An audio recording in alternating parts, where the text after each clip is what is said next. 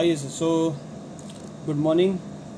तो बेटा हम लोग का एक और क्वेश्चन नंबर 4 हम लोग आईआर का दूसरा क्वेश्चन हम लोग ने बोला था कि अब हम लोग दूसरा वीडियो अपलोड करेंगे।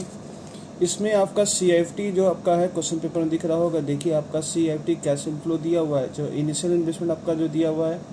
पहले मैं क्वेश्चन पढ़ ले रहा हूँ। Calculate the internal rate of return in investments. IR निकालने बोला आपको 1,36,000 आपको इनिशियल इन्वेस्टमेंट दे दिया गया है। फॉलोइंग कैश इनफ्लो हुआ है 5 साल में आपको कैश इस तरह से आपको मिला 30,000, 40,000, 60,000, 30,000 और 20,000। ठीक है, तो हम लोग जब भी ऐसा क्वेश्चन पाएंगे आईआर निकालने के लिए, मतलब आपसे आर मांग रहा है। क्वेश्चन नंबर कितना चल रहा है? क्वेश्चन नंबर हम लोग का चल रहा है 4। ठीक है, तो इसमें हम लोग जब भी हम लोग सॉल्व करेंगे तो आप लेट कर लीजिएगा I R R equal to एक तरह का आर फाइंड आउट करना है। तो 1,36,000 रुपये, जिसमें इस बार आपको जो इनिशियल इन्वेस्टमेंट आपने किया है तो आपको पहले साल 30,000 रुपये मिला है। इसमें आप डिस्काउंटिंग फैक्टर लगा रहे हैं। फिर 30 आपको अगले साल 40,000 मिला हुआ है। पिछले क्वेश्चन में सब सेम था कैश इनफ्लो, तो यहाँ 1 प्लस आर पावर में 2। इसी तरह से कंटिन्यू आपका फिर अगले साल कितना मिला? 60,000 मिला है, divide by 1 plus R power में 3। इसी तरह से अगले साल आपको 30,000 मिला हुआ है, 1 प्लस पावर में 4। फिर आपको मिला है 20,000 रुपये करके 1 प्लस आर पावर में 5। इस तरह से आपको प्रेजेंट वैल्यू पता करना है कि ये सारे पैसे आज के दिन में क्या वैल्यू रखेंगे, रेट उसका क्या रहेगा। आर ही आपको पता करना है क्या रेट है आपका, रेट मिसिंग है अभी आपका। तो मैंने बोला था जब भी ऐसा क्वेश्चन आएगा तो हमेशा क्या करेंगे आप, गेस करेंगे आर को।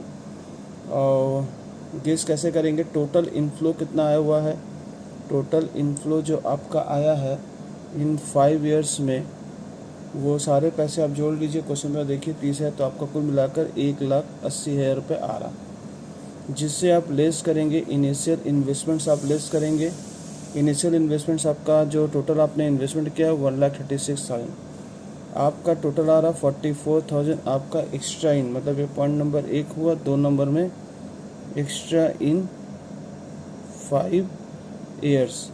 तो 3 नंबर केस में हमने क्या बोला था कि आपका पर ईयर में कितना होता है एक्स्ट्रा, आपका पर ईयर में कितना है 44 डिवाइड बाई 5 किए 8,800। ठीक है, इसके बाद आपको क्वेश्चन पेपर में यहाँ पर हम लोग इसी को परसेंटेज में कन्वर्ट करते हैं। Percentage of extra per year जो है 8,800 डिवाइड बाई 1,36,000 इंटू 100 करेंगे तो आपका आएगा 6.47%। जब ये आ जाता तो मैंने बोला था आर इक्वल टू 1.5 मल्टीप्लाई कर लीजिएगा 6.47, तो आपका 9.71%। ये हमेशा ये क्वेश्चन सॉल्यूशन का पार्ट नहीं, फिर भी आप ये निकाल कर रखिएगा। एक अंदाज़ा कि इसके आसपास अब गिरेगा। पर जानते हैं पिछले क्वेश्चन में हम लोग एग्जैक्ट 4% निकाले थे, बट नाउ उसमें आपका आंसर भी 4% के पास ही गिरा था। बट इसमें आपका CIF अलग अलग है, इसलिए आपका 9% के एग्जैक्ट नहीं गिरेगा। हो सकता है 11, 12, 13 ऐसे 3-4% का आगे पीछे फ़र्क हो जाए। तो सोल्यूशन हमने बोला था कि इसको जब भी IR का क्वेश्चन आएगा तो सबसे पहले सोल्यूशन कैसे बनाएंगे आप, एक बार आर ये हमेशा निकालने से इससे क्या होता है कि हमको आर लेने में ईजी होता है। एक इससे कम का वैल्यू लेंगे, एक इससे हम लोग ज़्यादा का वैल्यू लेंगे। तो हम लोग का जो सेकंड नंबर पॉइंट होता है, यहाँ पर ईयर लिखेंगे और यहाँ पर लिखेंगे CIFT, और आर एक 5% पकड़े, मतलब इससे कम पकड़े हैं। और इससे कम पकड़े तो डिस्काउंटिंग फैक्टर, इसमें एनुटी फैक्टर नहीं कर सकते बिकॉज सबका रेट अलग अलग है, तो हम लोग डिस्काउंटिंग फैक्टर करके करेंगे और उसका प्रेजेंट वैल्यू सेम उसी तरह से। एक बार आर को हम लोग, अच्छा जब आपका अलग अलग रहेगा डिस्काउंट कैश इनफ्लो, तो जब आप डिफरेंस एक तो कम लेंगे और एक तो जब ज़्यादा लेंगे 10 का बीच में गैप ले लीजिएगा 15%, अच्छे सुविधा रहेगा। तो 9 से एक कम लिए हैं 5%, और उससे जो 10% बढ़ा रहे हैं तो 15% का एक तो ज़्यादा ले लीजिएगा, ऐसा लिएगा। अगर यहाँ 4% लेते हैं तो यहाँ 14% करिएगा। ठीक है, तो यहाँ भी डिस्काउंटिंग फैक्टर निकालना है और प्रेजेंट वैल्यू निकालना है। मैंने पिछले वीडियो में बताया था कि यहीं का क्वेश्चन थोड़ा सा चेंज करेंगे, एनुटी फैक्टर नहीं करेंगे बिकॉज आपका CIF अलग अलग है। तो 2 वैरायटी का क्वेश्चन आपको दिखा दिया जा रहा है। तो ये पहले साल, दूसरे साल, तीसरे साल, चौथे साल, और ये हो गया 5वां साल। तो यहाँ पर आपको कितना मिला? 30,000 रुपये मिला। यहाँ पर आपको 40,000 रुपये मिला, 60,000, 30,000, 20,000।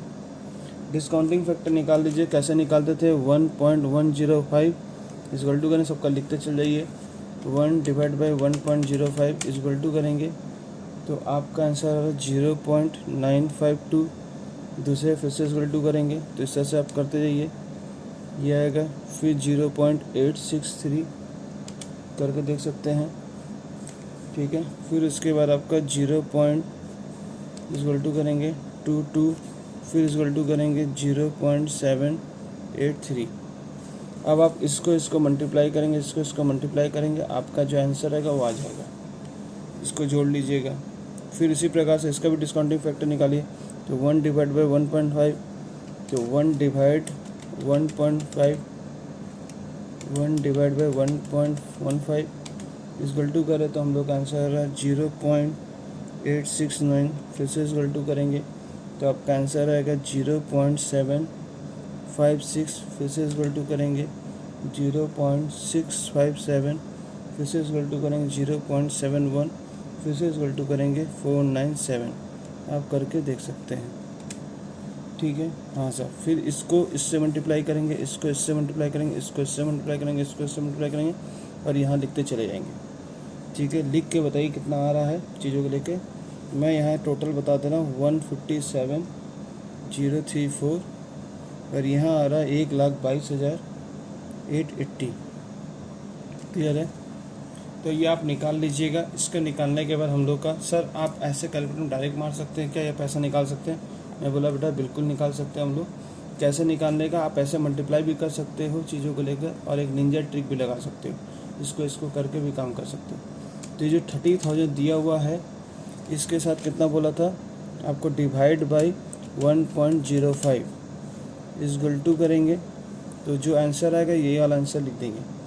फिर अगला रेशो क्या दिया, 40,000 दो बार इक्वल टू करना है, ठीक है। एक सेकंड रुकिएगा, 30,000 डिवाइड बाई 1.05 इक्वल टू किए, ये वाला आएगा, सो एम प्लस में ले लीजिएगा। फिर 40,000 रुपये है जो है ये दूसरे साल का है, तो दो बार इक्वल टू करके एम प्लस ले लीजिए। फिर 60,000 रुपये है, इसको 3 बार इक्वल टू करेंगे तो 3 एम प्लस में ले लीजिए। 30,000 को 4 बार इक्वल टू करेंगे और एम प्लस का डाटा में ले लीजिए। 20,000 रुपये को 5 बार इक्वल टू करेंगे, एम प्लस का डाटा में ले लीजिए। MRC टिप दीजिए, आपका आंसर देखिए सर यही पे आंसर दिख रहा होगा। तो आप ऐसे मल्टीप्लाई करके लेंदी प्रोसेस में जा सकते हैं। इसका एक शॉर्टकट ट्रिक हमने मैं आपको दिखा दिया। सेम इसको इसी प्रकार से इसके साथ भी ऐसे ही कर सकते हैं।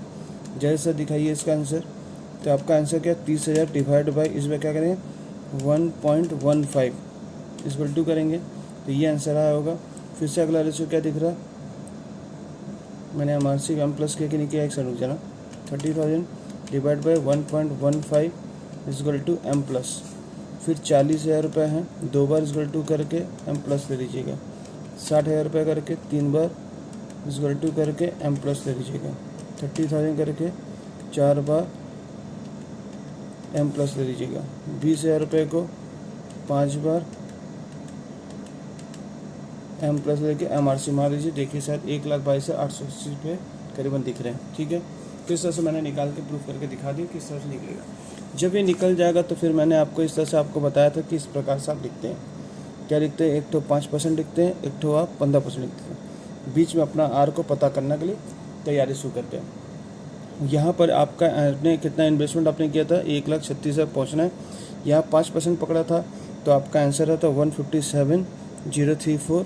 मतलब यहाँ जब जाएंगे तो इसको प्लस करेंगे, जब यहाँ से वापस जाएंगे तो माइनस करेंगे। कोई भी एक हाथ लेके आपका आंसर आ सकता है। यहाँ पे कितना दिख रहा है, 1,22,880 रुपये। मैं यहीं से लेके चल रहा हूँ।